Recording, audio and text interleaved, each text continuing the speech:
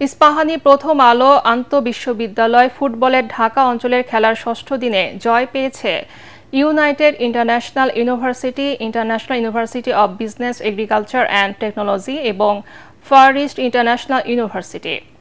সাভার উপজেলার বিরুলিয়ায় daffodil international university মাঠে দিনের প্রথম খেলায় ইউনাইটেড ইন্টারন্যাশনাল ইউনিভার্সিটি 1-0 গোলে পরাজিত করে শান্ত মরিয়ম ইউনিভার্সিটি অব ক্রিয়েটিভ টেকনোলজিকে।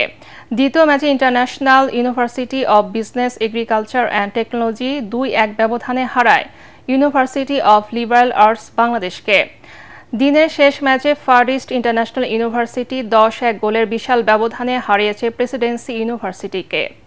ম্যাচের সেরা খেলোয়াড়দেরকে পুরস্কৃত করেন জাতীয় ফুটবল দলের সাবেক অধিনায়ক মামুনুল ইসলাম এবং ইস্পাহানি টি লিমিটেডের senior divisional manager Mohammad Amirul Islam.